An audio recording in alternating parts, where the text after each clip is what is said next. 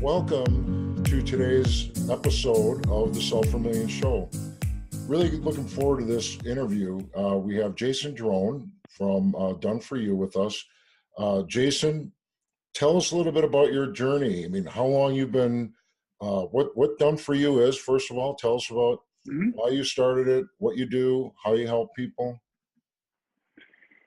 It's kind of a loaded question. So 13 years ago, I started in this internet marketing space, So basically, I fell in love with blogging. I fell in love with building websites, with trying to get traffic, and that whole thing. So that kind of started my love of marketing, love of business. So before that, I was actually a Pepsi truck driver.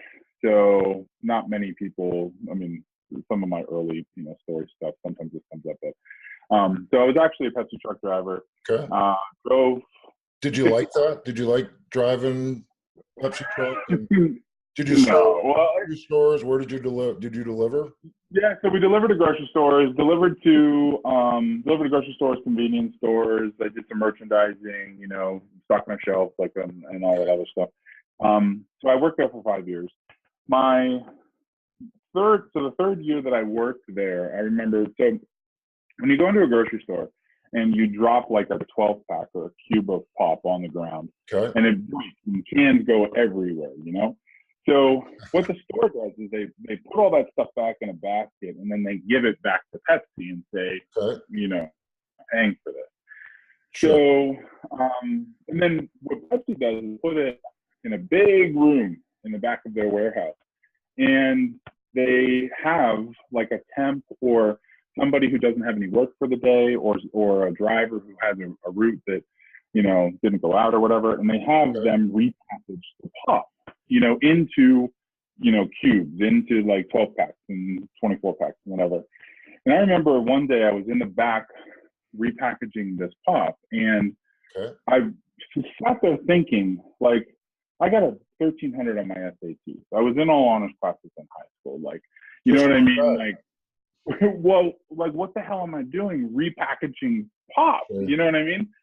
So that day I ended up, I left work at quitting time, went to Mercyhurst in my local town, ended up going to school, went to school for 5 years, got 2 degrees. And in my sophomore year, I started the company.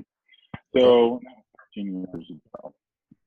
So since then, it's been kind of a wild ride from doing, blogging to doing affiliate marketing to ultimately seeing some of the changes that are coming in the internet industry and helping clients sell their own products, sell their own services, build sales funnels, do ad management, like that whole thing. So that's kind of been my story of Done For You.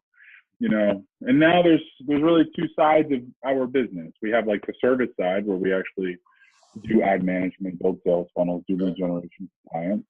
And we have a software side where we actually build software that makes internet marketing easier. So my day to day, I kind of walk between the 2 worlds. So you started doing marketing automation and sales funnels for clients. Yep. And you said you have some software, and I've used some of your software, and I've seen it around. It's great stuff. How did you get into that? Did you just see a problem that needed to be fixed, or tell us that? Yeah, the first piece of software we built was called TimeSlot. So it's a call scheduler. So what Candly and Schedule Once and. Yeah, so the big opportunity there is how so many people were handling strategy session, consultative sales calls, like any kind of high ticket thing, what they were doing is they were taking a form builder like Wufoo, and then a tool like Schedule Once, and then Wufoo was redirecting the Schedule Once, or the other way around. It was Schedule Once redirecting to Wufoo. And they had to be integrated, and sometimes it had to be integrated. Yes. And what I found was that when you have both platforms, Wufoo and Schedule Once, if 100 people schedule an appointment with you, only about 60 of them are going to actually also fill out that form telling you about their business. or telling you Really? about. So you had a 40% drop when you had the two systems. Very Either way, interesting. I mean, whether it was, Schedule Once and Wufoo or Wufoo and Schedule One. So we built time slots which combine them. So you can only schedule an appointment when somebody fills out a form, in interview form. So that was the first software we built. It took about 3 months to build. And that was like 4 years ago now. And are you a coder? Was one of your degrees in coding or software development, or so how did you tackle that? Yeah, I have a degree in MIS, so Management of Information Systems. I first time I went through C++, I got a D. It was the only D I ever got in my entire life. When I called my mom to tell her I got a D, she laughed at me and said, "Finally, you're human." So then, we took. Was that the response you were expecting, or No, no. So ended up retaking C++. It's pretty much the only language that I could have coded in. The important part of the MIS degree for me, and what I knew I was never going to be like a coder. Sure. The important part was, if I can understand language, like coding language, and I can understand business, then I can bring the two together. So that was really the point of those two degrees. Like, it was never to be able to physically write code, but it was to be able to understand it and know what goes into software or programming in order to make it work from a business side. So even the software, like, I did buy a couple programming books, and I thought maybe I can do it on my own. But ultimately I ended up just hiring a programmer for it, so for time slots, and then they built Scriptly, and then they built Curately, and all of the tools. So I can't program, but it's a blessing, because being that I can't program, I can market it all day long. Like, my head isn't in that space, other than just adding features or whatever. But being enough away from the product development to be able to sell the shit out of it is what my goal is. You know what I mean? Well, it sounds like all of the software that you've developed is by real life problems that you've had in providing what your clients are asking for to get better. Exactly. Exactly. Like, Scriptly was, so when I started, Scriptly is a tool that, these are all being rebranded now, but, so Scriptly is a tool that creates email copy for you. So you just fill in a little form, it writes your email copy. It's about 90% done, so somebody still needs to go through, they need to proof it, they need to make sure it relates to the product or the client or the business or whatever, but what happened was, I started selling a lot of these, done for you sales funnels, 3 years ago, 3.5, 4 years ago. And I remember staying up late at night, watching TV, or after, my fiance / she's not my wife, go to bed, and I'm just toiling away writing emails. Sure. And I read like 5 or 6 different email sequences, a night, which is like 4 or 5 emails each. And sounds like fun. Like, sounds like something everybody wants to do at night, right? Right. And you're dreaming about emails all night. Right. The thing about it, though, is every email sequence had the same characteristics. So if I'm writing 3 different like webinar replay sequences for 3 different clients, yes, their story changes. Yes, the features and benefits change. The calls to action, the links change. But in terms of the structure, email 1 is always the same. Email 1 of a replay sequence is always the same structurally, as in email 2 is always the same, and email 3 is always the same. The client, like the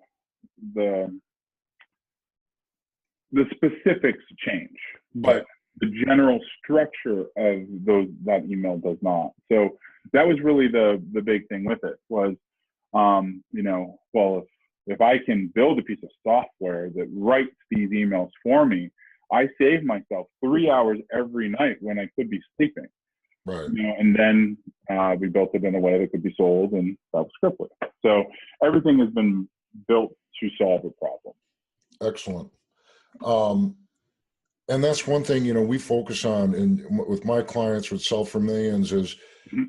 is, every quarter we look at, okay, first of all, what technology is out there? What technology has evolved to where you can do something one time Right. and leverage it? And, Yep. things are changing rapidly, across the board, Mhm. especially technology wise.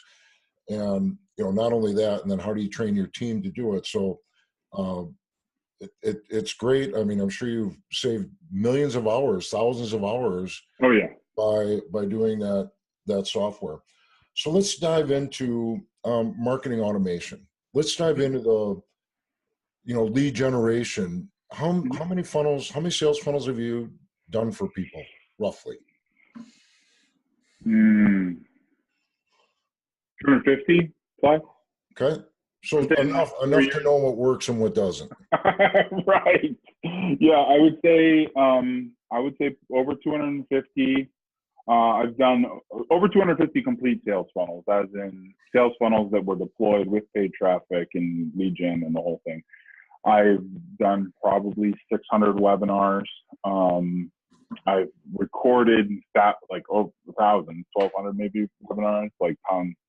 Um, yeah, a So lot, lot of webinars, a lot of sales videos. A lot of stuff that's still in production today. So yeah, it's good. so tell us about the steps. What do you take? I mean, you're with your company Done For You. They Mhm. basically hire you to do it for them. That's what Done For You is, Yep, correct?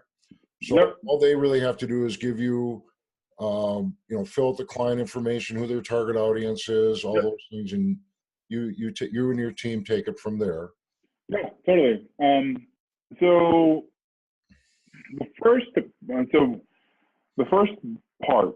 So basically, the steps really are building a foundation, making sure that there is a platform, that somebody can a prospect can go to, learn from, purchase on, all of that stuff.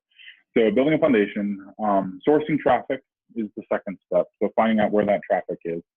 Creating content is the third. So content as in ads, and we'll kind of dig through each of these. Okay. The content being blog posts, videos, ads, the content piece is really where so much of it has changed over the years. And then the last piece is automating campaigns. So it's putting that marketing automation in place so that you or your team or your staff, aren't running around like chickens with their head cut off, every single day, just trying to get paid. You know what I mean? Right. So Right. those are really like kind of the four pieces that we take everybody through. Um, Sometimes like the campaigns come before the content, but just only content for the campaign. So it's very close there. But the biggest thing, really is that foundation. There's so many. So growing up in the internet marketing space, everybody I bought, these ClickBank products and JVZoo products and these how to make money online and how to make money through affiliates and all this other stuff. And the thing about all of those, and I get that some people make a lot of money uh, doing those hacks, doing those things that they're not really a business, but yet you don't have to go to work, because you're making money and whatever. Right. Um, I mean, for me, it was like, okay, so you build this thing and then it has a life of 6 months or a life of a year and a half, or you're exploiting some Google advertising loophole that then, makes you money for 3 months. And um, what does that do for you other than give you 3 months worth of revenue or 3 months worth of money? And then you got to go scramble and reinvent yourself and do something crazy and different 3 months later. So that was kind of like where I started. And after a while, like, we had some websites that were doing really, really incredible numbers. Like, so Okay. we had a website called Marketing Hacks. It was doing $24,000 in affiliate Wow. commissions, affiliate income a month off of free traffic, 100% free traffic. We had, That's impressive. So yeah, their profit was 100%, other than You, 100%. Other than writers, I mean, like I had some Filipino writers, you know, at $200 or $300 a week. how long did that stay? How long did that last? About a year and a half. Okay. So we had, and of course, like obviously the first ones, we built another one and another one. We built, I had over 300 sites at that time. And the problem was is they were great, but we were allowing Google to send all the traffic to us. Okay. You know, we weren't paying for traffic. We weren't doing anything else. And, you know, so then Google started penalizing websites that were actively trying to SEO, basically, like through their Panda updates and Sure. Penguin updates.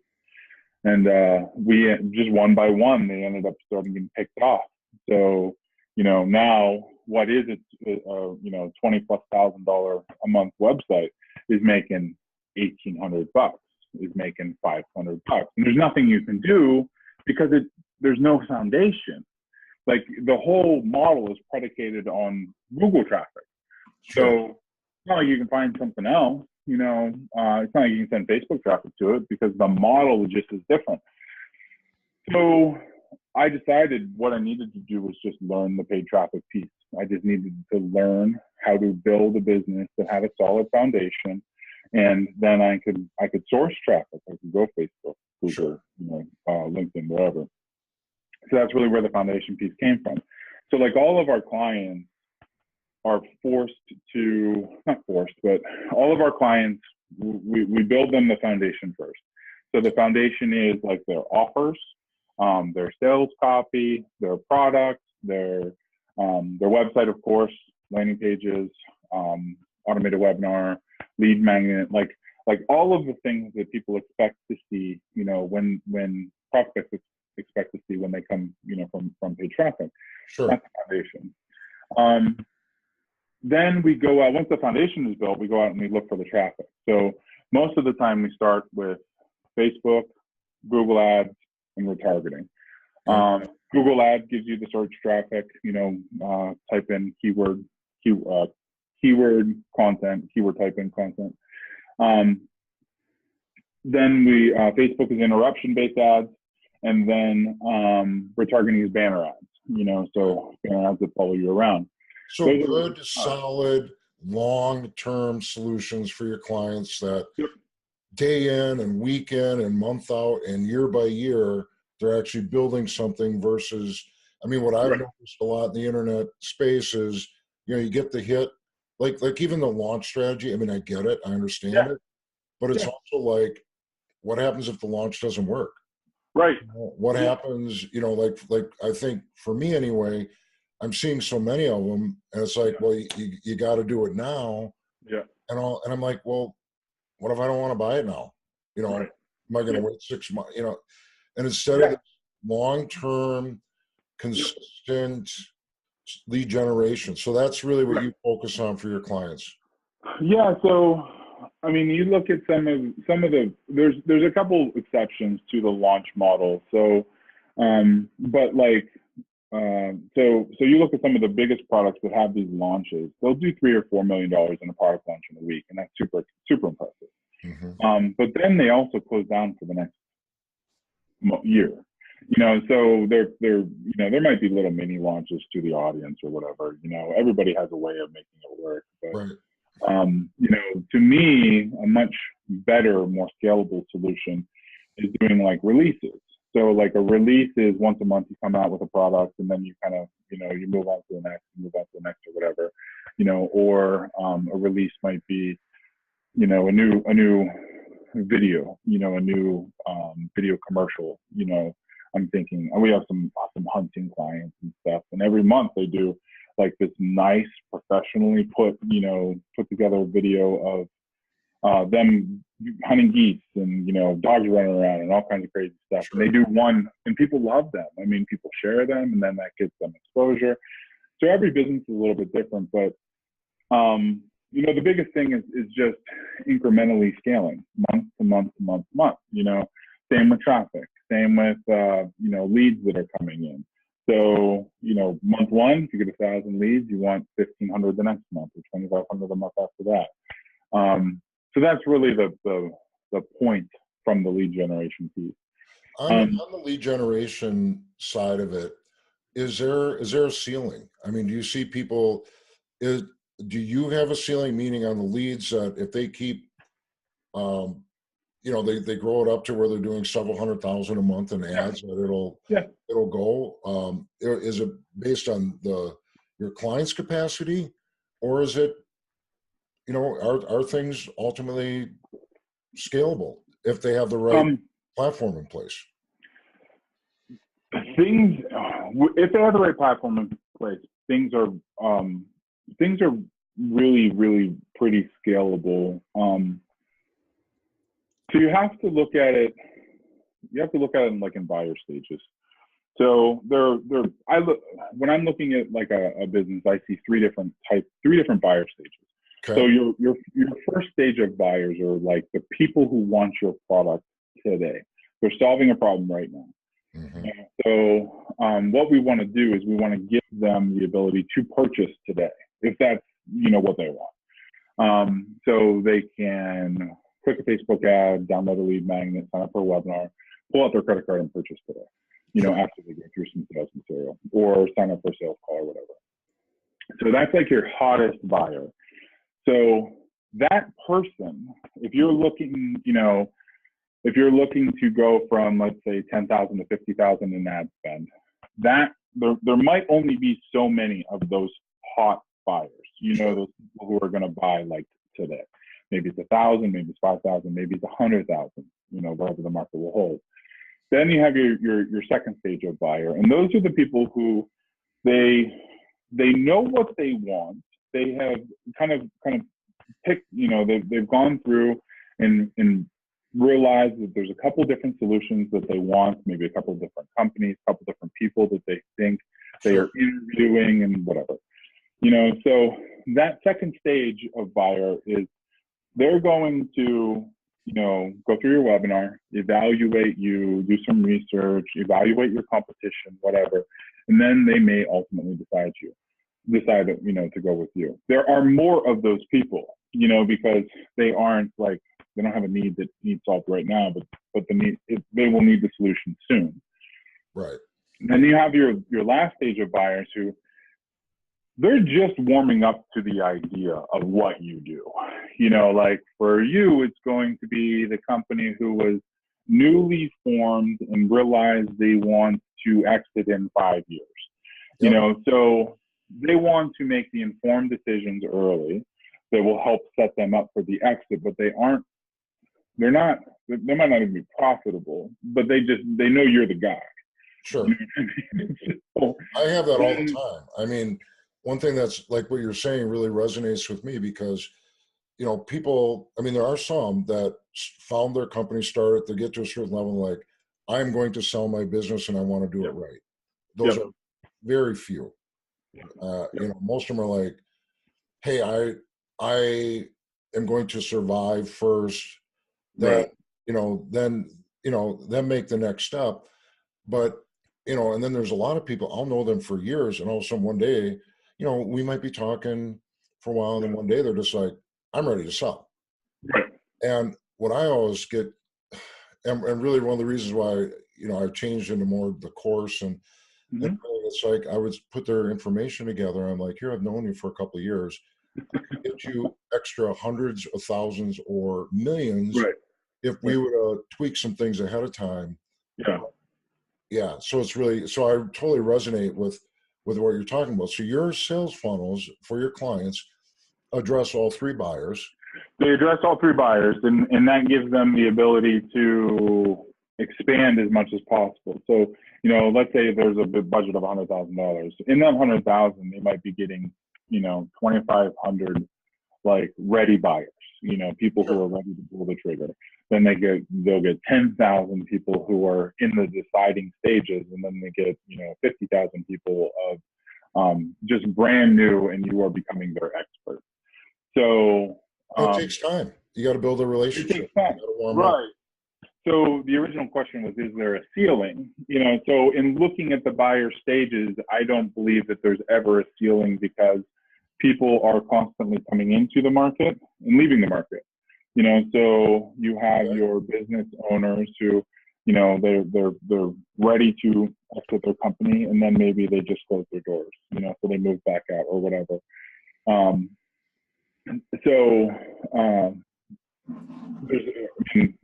as far as I'm concerned, by addressing the buyer stages and then just managing ad budgets, then you're able to hit a pretty good mix of incoming sales and future growth and all that other stuff.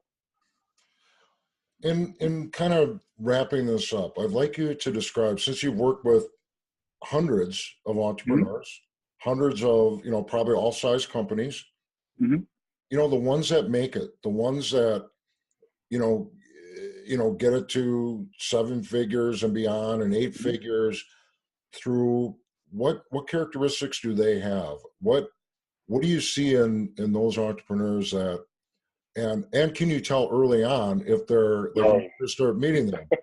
What do they have? Because they have a drive. I mean, it's the only thing that. So I've worked with 300 plus clients. All clients. Some from startups, some from $1 million companies, like all across the board. The ones that do well. So they have a drive and a passion for their thing, so I have a photographer who, we've been working with him for 3 years. Like, he came to me and said, I bought all kinds of bought all kinds of courses and coaching programs or whatever. I've never made a dime despite spending $20,000, $30,000, $40,000. I'm like, all right, listen, so next month I'm going to write your webinar. You're going to do the webinar with your list of, I think it was 1,400 people or 1,100 people or something. So, and coached him through the process, got him his webinar going. He texted me the next day and he said, Jason, I just made $22,000. He was like, I recouped everything previous. And, so he had a little bit of a list. Now he has a list of 10,000 people, and, he's making a lot of money every month. And, but the biggest thing is, they're willing to get in, they're willing to get their hands dirty, they're willing to create content, they're willing to create videos, they're willing to be the expert that their prospect expects them to be. Okay. The clients who don't do well are the ones who, they basically want to put together the foundation and then do nothing to support it. So the foundation itself, I mean, we have very savvy buyers now. I mean, people are going to go to your website. They're going to look, at your content. They're going to look at your about page. They're just going to get the feel of what you do. Are you actually an expert, or are you, because it takes minutes to really get to know somebody, and then you can go deeper if the content's out there. I mean, It's good and bad, right? Right. It is. So the setting up the foundation, is really kind of the minimum piece. But then, we encourage our clients to blog and to do videos, and yes, we can do stuff without a lot of extra content, but we still, it's just kind of, if the business owner is detached, then it never does very well.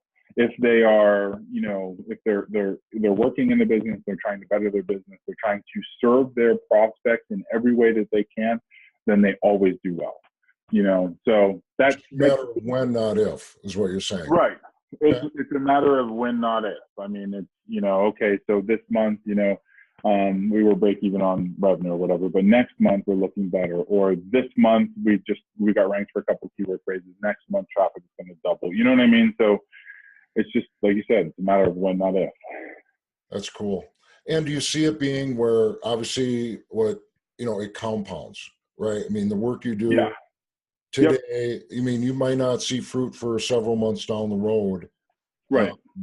And I would imagine another thing that people might quit too early, right? I mean, people do. And that's the unfortunate thing, is people do. They quit too early. Like, we've had clients who, they'll go through a couple months of ads and stuff, and then they just give up, and it's, they just move on, they try something different, and that really is a shame, because so much work went into it and they were so passionate in the beginning. Failure is inevitable. Like, you will fail. Yep. You know, that's all there is to it. Whether it's, you know, failing, like, and the ad didn't work, that's a failure, quote unquote. But it's, what did you learn from it? You know, and what can you do next time to get it to actually work? You know, so, and I try to explain this to clients, and some of them listen, some of them don't. But, you know, one of the things that I teach, and you know, I've been a football coach, high school football coach Mhm. for years, and you know, coach people and all that. And I also, you got to be immune to momentum. right. Both when things happen great, you know, Yep. you're kicking ass and taking names, and then sometimes you like relax and you retreat and you don't keep Yep. doing the things that got you there. And the same with when stuff blows up in your face. It's like, you know, yeah, can you have a little pity party for a little while, or you know, Yeah. do what you got to do to release it, but you got to get back on You have to. and Yeah. get after it. And you know, and again, I found that is just one of these principles that, and even what you just said, you know, failure is inevitable. You will have some major failures. That's all there is to it. I mean, part of it. and the thing, I swear to God, the thing that nobody ever told me and I never realized is, you know, you think running a successful business and all of this stuff, you think, well, that's the pinnacle. I'm free at that point. You know what I mean? But it's absolutely the furthest. The problems get bigger. You know, the shit storms get bigger. It's either great joy or pure, you know, heartache. You know what I mean? Sure. Like, the extremes are so much different, you know, rather than when you're just starting off. And it's all good stuff, and you learn to handle it, and you learn to grow, and everything else. But, you know, you will still fail. Like, that's all there is to it. There will be ideas that don't work. There will be, you know, things that don't work out as planned. You know, it's what you do with that to continue moving forward. So, Well, great. Do you have any other nuggets of wisdom you'd like to leave the audience? I mean, what I love about this is, I mean, it's what Sell for Millions is all about. We want people Mhm. to build long-term, valuable, not only good revenue, great revenue and great profits, but something that they can sell, something that they can, and like some of these launch strategies, or Mhm. you make $1 million and you do the launch. I mean, that probably is not sellable to somebody Right. else that Right. with it, but you know, the process of consistent lead generation, that you're It's the, you invest this, you have this, and then you have a digital product and yep. all these types of things, and you know, that is very valuable, very sellable, and people will, you know, over time be able to build something that, you know, will make them financially independent. The biggest thing is building an email list. It's advice that I never paid attention to, even as an affiliate with the big affiliate, you know, sites. Sure. Your email list, whether you own a bar or a diner or a digital product or a coaching company, your email list is that group of people that you can mail every day with an offer or a discount code, or Sure. you know, just bonding, or you know, building a relationship. And of all the clients that we work with, the ones that bring an email list with them, even if it's 800 people, 1,000 people, or whatever, they always take off like a rocket. Interesting. The other clients who were starting from scratch in one way or another, they had no list, no bot, no customer data, prospect data. It's harder. It adds about a month and a half to the process of like getting them out the door. You know, because we don't know we're not starting with anything. They So don't have part of that foundation is building that database, building that exactly. relationship base that, you know, if you're, which again, a lot of people, they forget when they're in business, unless you are able to sell something, convert, Yep. you don't really have a business. So Right. very, Well, I know. Yeah, and that email list ends up being your first asset. You know, before your products, before anything. If you got 1,200 people on an email list who want to hear from you, you always have a business. sure. Great. Well, this has been great. I mean, appreciate your nuggets on the 4 steps of marketing automation, of lead generation, And I really appreciate that you're, when you're working with your clients, you're teaching this consistent and being consistent and, building something. Again, my eyes see everything as what's it worth, right? Right. Can I Yep. sell that firm?